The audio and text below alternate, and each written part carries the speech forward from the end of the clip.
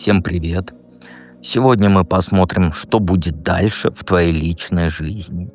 И прежде чем начать, сразу скажу, это колоды мира ведьмы и деда. Первая, вторая и третья.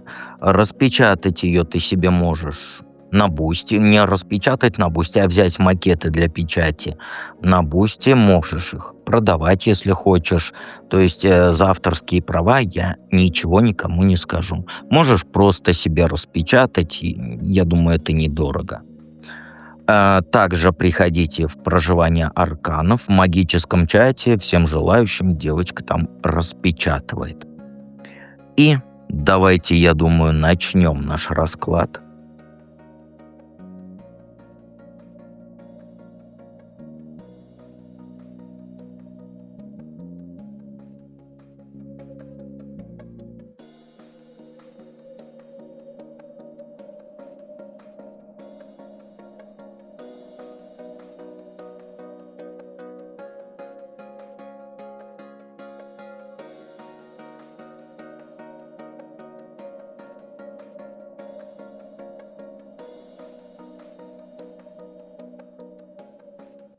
Итак, колода нейроведьмы и деда номер один. Единички, то бишь. Что сейчас в твоей жизни происходит в плане отношений?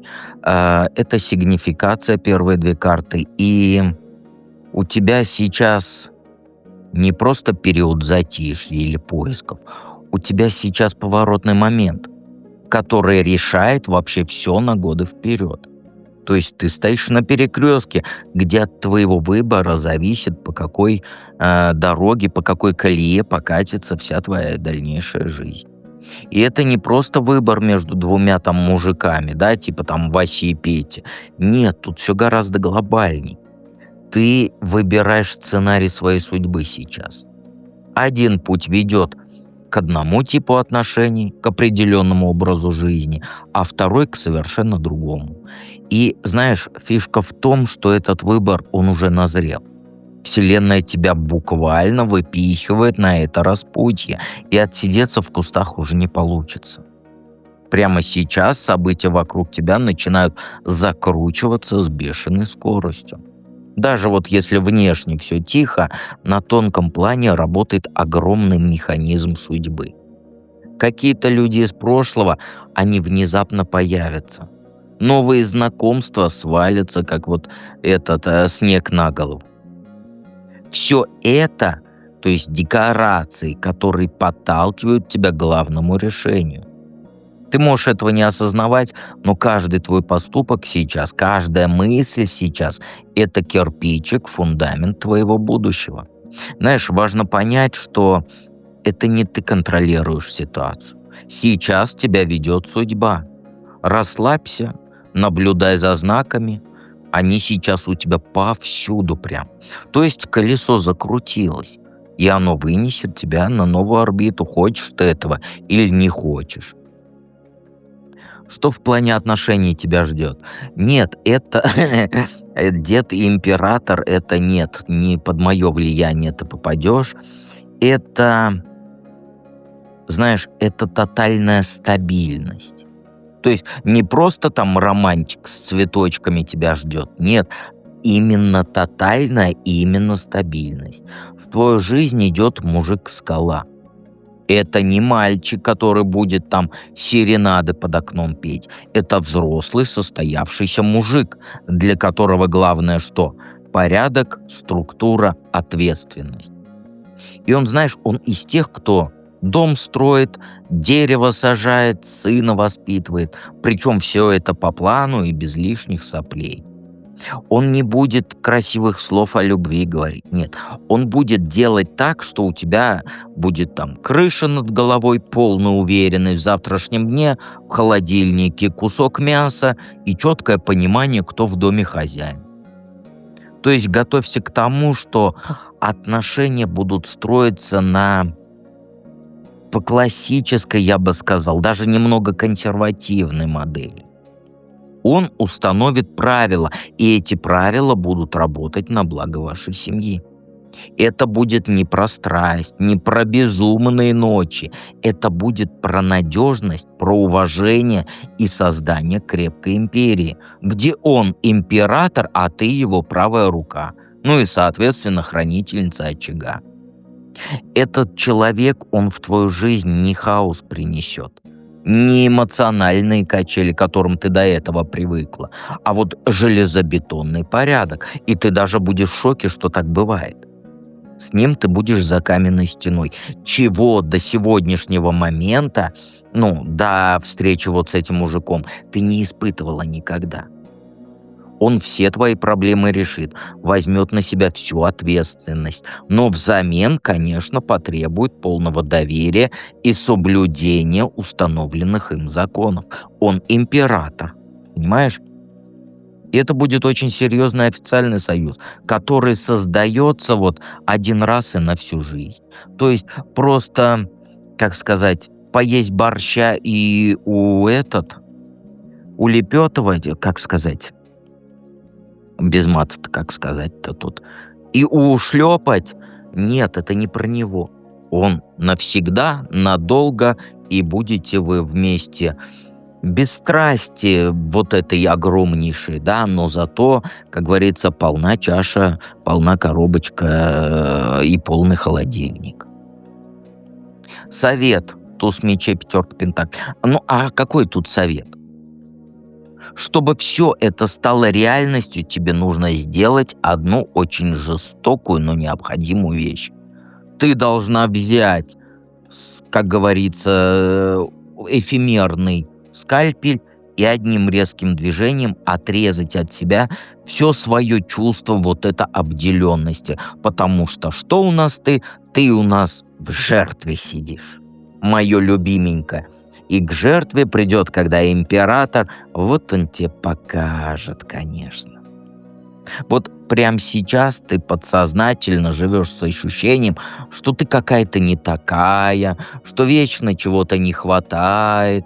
Вот ты, знаешь как, стоишь на морозе и смотришь в окна, где другие радуются жизни. То есть ты сидишь в жертве. Это твоя внутренняя прошивка, твой комплекс бедной родственницы. Ты постоянно чувствуешь себя жертвой там мира, обстоятельств, которые достались только вот крохи с барского стола. Так вот, это нужно будет проработать. И проработать, если ты хочешь, чтобы он пришел. Потому что, ну, не придет он по-другому, мужчина-император. Как придет мужчина-император к женщине с психологией нищенки, извини меня за выражение. Вот совет как раз предельно тут ясен. Хватит себя жалеть. Ты должна принять холодное, рациональное, безжалостное решение. Больше никогда не возвращаться в это состояние жертвы. И я тут не про аффирмации, всякие позитивное мышление и прочую херопутину. Это, знаешь, это про волевой акт. Ты должна себе сказать: да, было в прошлом больно, меня обижали, но с этого дня я больше не жертва. Я запрещаю себе там думать о том, чего у меня нет. Тебе нужно интеллектуально, головой, а не сердцем, проанализировать эту свою модель поведения и отсечь ее. Перестань цепляться за свои обиды, за вот это чувство «весь мир меня не любит».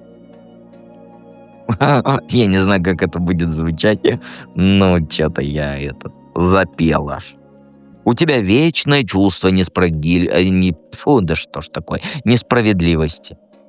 Пока ты из головы эту установку не выкинешь, вот эта установка у тебя «мне не везет», «мне не везет», ты не сможешь принять ту стабильность, которую тебе готовят.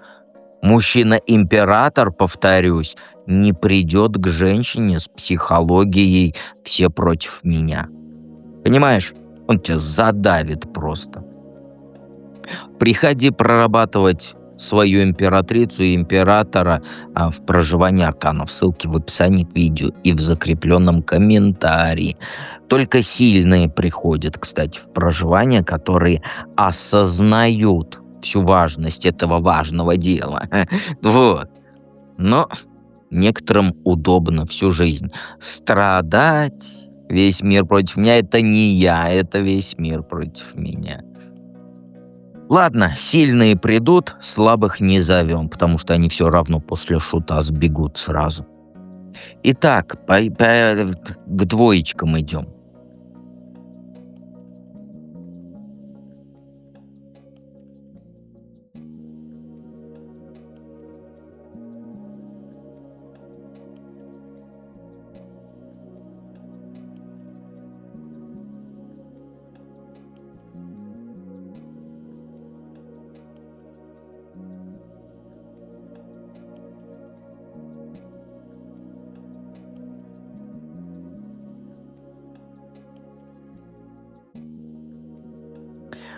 Двоечки. Колода нейроведьмы и деда номер 2. Что сейчас в твоей жизни происходит в плане отношений? Это сигнификация. Ну, сейчас, знаешь, в твоем пространстве мощный эмоциональный портал открылся. И это не просто какое-то там новое знакомство намечается. Нет, речь про то, что Вселенная, она буквально протягивает тебе полную чашу настоящих глубоких и зрелых чувств. Вот прям полная чаша на возьми, Ириночка. И вот эта энергия, она идет от конкретного мужчины. И это не мальчик, который эмоциональные качели. Это взрослый, состоявшийся в эмоциональном плане мужик. Как мне сказали: дед, почему ты мужиков мужиками называешь? А как мне мужчинками называть, что ли? Мужчинки — это вот не императоры и не короли кубков. Мужчинки — это там где-то. Там где-то, не здесь. Так вот, это не тот человек, кто боится там своих чувств и так далее. Драму он не будет устраивать на пустом месте. Он сам себе психолог и давно разобрался со своими тараканами. Он взрослый, состоявшийся мужик. И знаешь, вот эта возможность, она может быть пока не явна. Ты с ним можешь быть знаком уже. Ну, просто знаком. Вот как объяснить-то? Просто знакомый. Не друзья, не приятели, просто знакомый. Но на тонком плане процесс уже запущен. Ты начинаешь чувствовать, что рядом с ним можно выдохнуть. И не надо играть вот эти вот свои роли разные. Он на тебя смотрит и видит не просто красивую картинку, а твою душу.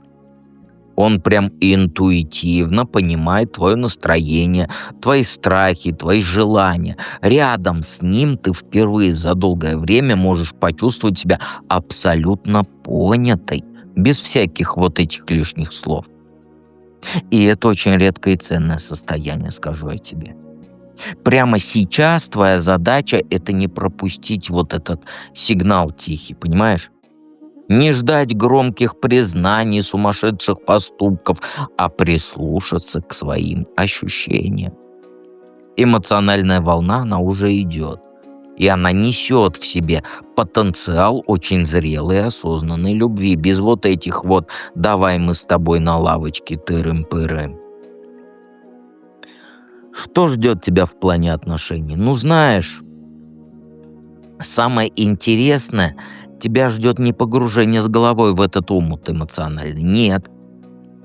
Ждет тебя превращение в женщину, которая абсолютно счастлива сама с собой. То есть твое будущее — это не отношения вот в классическом понимании, а состояние тотальной самодостаточности.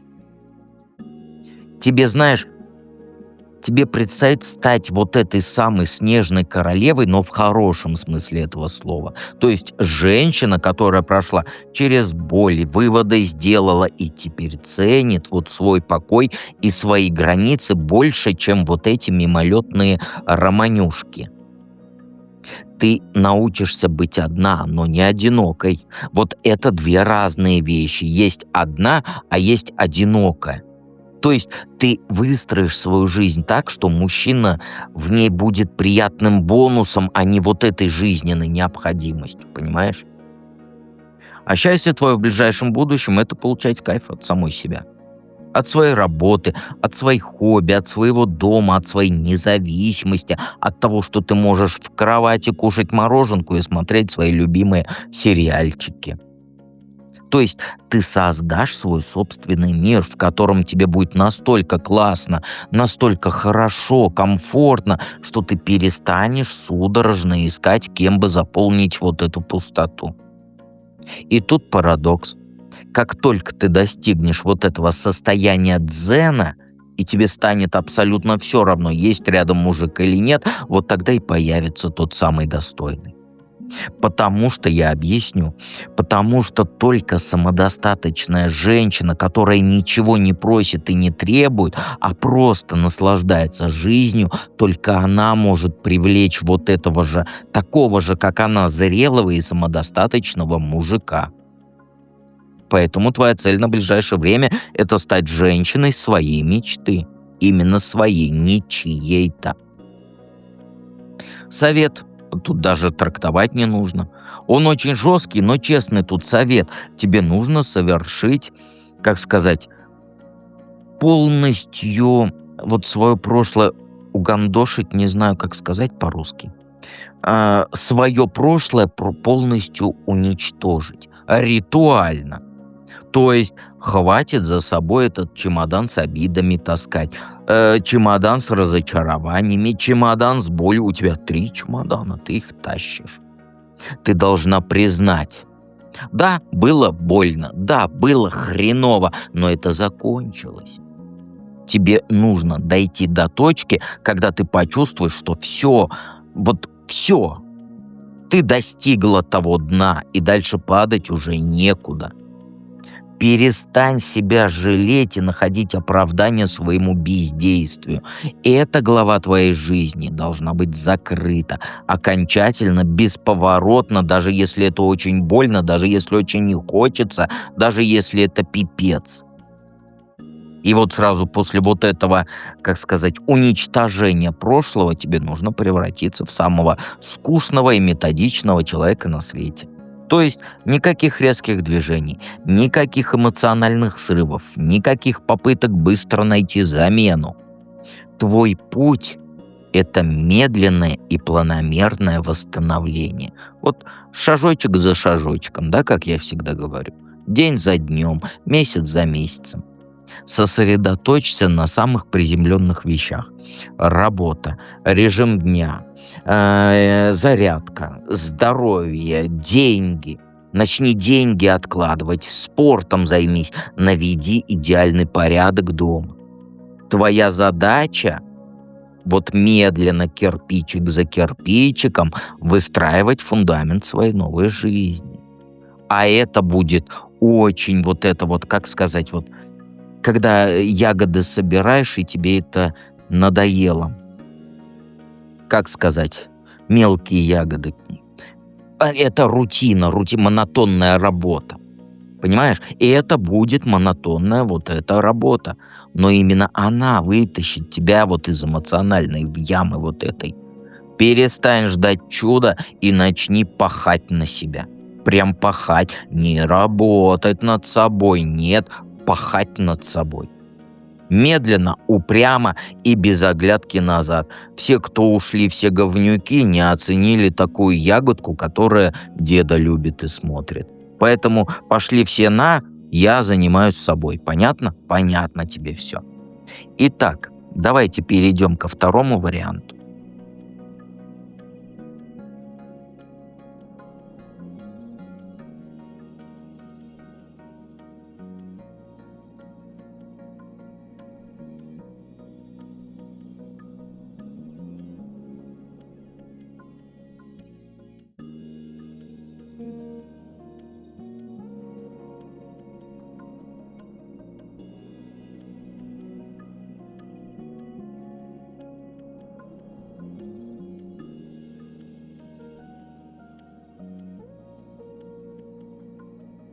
Двоечки. Ой, подожди-ка. Троечки, троечки, извиняюсь, троечки. Как всегда, передо мной бумажка с вопросами. И первый вопрос: что сейчас в твоей жизни происходит для сигнификации? Но если по-честному, ты сейчас не просто там в поиске или в паузе, ты сбегаешь. Причем сбегаешь не от чего-то плохого, а от чего-то ненастоящего. У тебя в голове яркая картинка того, какой должна быть любовь. Это что-то из твоего прошлого. Первая влюбленность, как ты вот представляла себе идеальные отношения. Такая вот чистая, наивная, очень теплая история. И вот смотришь ты на то, что происходит в твоей жизни сейчас, на вот этих мужиков, на эти свидания, на эти попытки что-то построить, и ты понимаешь, что это все дешевая подделка, фальшивка. И от этого осознания тебе становится прям блевать тянет. Ну, извините, что так сказал, но тошно становится, что ты просто разворачиваешься и уходишь. Эмоционально ты собрала уже чемоданы, свалила из своей нынешней реальности. Физически ты еще здесь. Улыбаешься, общаешься и машешь. Может, даже на свидание ходишь. Но внутри ты уже, как сказать, давно в пути. Ты ищешь то самое чувство из прошлого, тот самый уровень искренности. И ты не готова соглашаться на меньшее. Любые отношения, которые не дотягивают до этого твоего внутреннего идеала, они кажутся тебе вот как вата. Вот как объяснить-то? В ковид еда как вата. Безвкусными, пресными, бессмысленными. И вот вместо того, чтобы пытаться что-то исправить, ты просто интерес теряешь и в себя уходишь. В свои вот эти воспоминания о том, как должно быть. И это твой тихий протест против вот этой любви суррогатной. Что ждет тебя в плане отношений? Ну, тут понятно, да? Ждет тебя не сказочный вот этот роман, а очень конкретный и целенаправленный проект под названием «Отношения». То есть, я объясню. Вот смотри, в твою жизнь человек придет, и вы вместе начнете не просто встречаться, а буквально прям строить ваш союз, как вот бизнес делают. И это будет очень осознанный и прагматичный процесс. Вы оба, и ты, и он, будете вкладывать в это дело свои навыки, свое там время, энергию, с одной четкой целью создать что-то работающее и долговечное. И будете, вот знаешь, как два крутых специалиста, которые объединились для реализации какого-то очень крутого проекта. Знаешь, готовься к тому, что у вас будут свои, как говорится, там эти планерки, вы будете обсуждать проблемы, ставить цели, вместе двигаться к их достижению. И это не про то, что сидеть и ждать, пока любовь сама все наладит. Нет, вы возьмете все под свой контроль. Это будет союз двух сильных волевых людей, которые понимают, что над отношениями нужно работать. Знаешь, будет много совместной деятельности, будет очень много общих планов, и все это с бешеной скоростью понесется вперед. Никакого топтания на месте.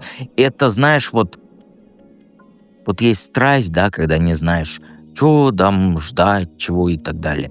Нет, это будет очень такой динамичный и продуктивный союз, где каждый четко знает свою роль и свою ответственность знает.